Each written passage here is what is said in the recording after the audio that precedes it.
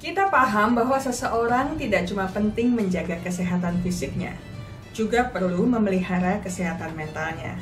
Nah, di masa krisis seperti sekarang ini, ada beberapa potensi pengganggu kesehatan mental seseorang, dan juga mungkin sekelompok orang. Mungkin saja Anda termasuk salah satu yang mengalaminya. Pertama, kecemasan terkena penyakit. Biasanya keadaan ini disebabkan oleh informasi yang tidak jelas dan simpang siur yang membombardir kita dari waktu ke waktu. Banyak hoax beredar tentang penyebab penyakit atau tentang cara menanggulangi penyakit. Pesan saya, hati-hati dalam membaca dan mendengarkan informasi atau pesan. Pilih dan pilahlah secara berhati-hati. Usahakan membaca dari sumber-sumber yang terpercaya, bukan yang abal-abal. Silakan sekalian simak YouTube channel saya, Bincang Meliora, tentang cemas virus yang membahas langkah-langkah praktis untuk mengatasi kecemasan karena virus dan penyakit yang melanda dunia saat ini. Kedua, perubahan kegiatan. Tadinya kerja di luar rumah, bertemu banyak orang, sekarang dipaksa bekerja dari rumah, tidak boleh keluar rumah. Ada sih yang tetap nekat, bukannya karena struktur kerjanya tidak memungkinkannya untuk bekerja dari dalam rumah, tetapi karena pengen jalan-jalan aja, bandel.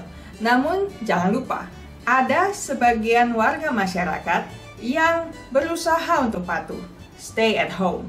Masalahnya di rumah tidak jelas mau mengerjakan apa, jadi kebosanan melanda. Untuk orang-orang yang seperti itu, Anda bisa mencari kegiatan-kegiatan yang bermanfaat untuk mengisi waktu di sela-sela jadwal kerja dari rumah Anda. Makanya, supaya bisa bekerja dengan efektif, Anda perlu membuat jadwal kerja dan target kerjanya supaya Anda bisa menghayati progres kerja Anda juga.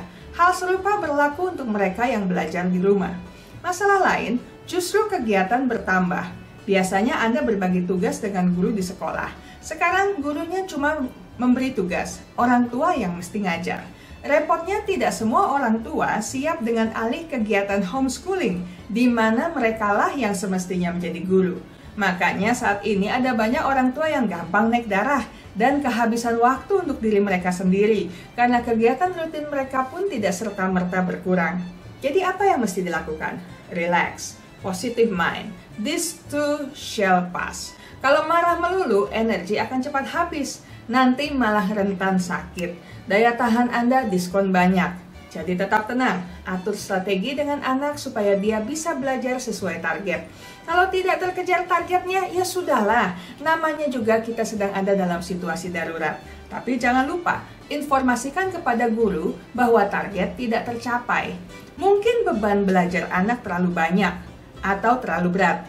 Biasanya di kelas ada kegiatan kerja kelompok atau kerja individual. Bobot kerjanya berbeda, jadi tak mungkin disamaratakan untuk dikerjakan oleh satu anak di rumah sendirian. Ingat, tidak semua guru dan sekolah siap dengan program online learning. Jadi mereka pun saat ini sedang dalam masa trial and error.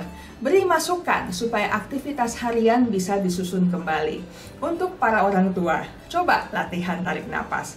Inhale, exhale. Pandangi anak-anak Anda dengan cinta. Bukankah untuk mereka Anda bekerja, berusaha, dan berdoa selama ini? Ini momen mencintai mereka dengan cara yang lebih intensif.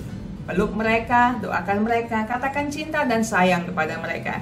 Jangan cuma dimarahi atau diomel-omeli ketika mereka lebih suka nonton film atau main game sepanjang hari. Cobalah untuk lebih tegas, jangan takut dengan mereka anak, Anda orang tuanya. Selama ini barangkali cara komunikasi Anda keliru, dan inilah kesempatan untuk memulihkan relasi Anda dengan mereka.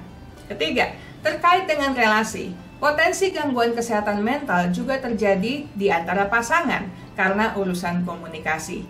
Pasangan suami istri yang selama ini gencatan senjata, yang malah senang ketika pasangannya keluar rumah atau tidak bersamanya, ketika mereka terus-menerus harus bertemu, ada kemungkinan konflik yang selama ini tersembunyi.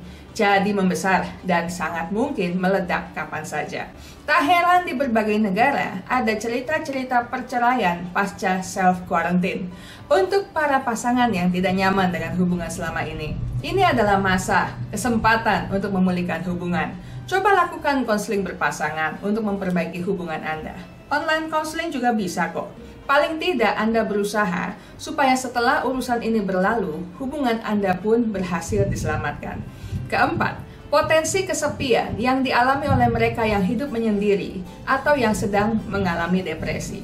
Untuk mereka yang keadaannya seperti ini, saya dorong Anda, walaupun ini tidak mudah, namun please, sebisa-bisanya, dengan energi yang masih tersisa, usahakanlah untuk tetap terhubung dengan 1-2 teman terdekat Anda. At least usahakanlah untuk mengirim pesan bahwa Anda membutuhkan bantuan atau dukungan mereka. Untuk yang tahu temannya atau anggota keluarganya sedang kesepian atau sedang dalam keadaan depresi, usahakan untuk tetap menjalin relasi dengannya.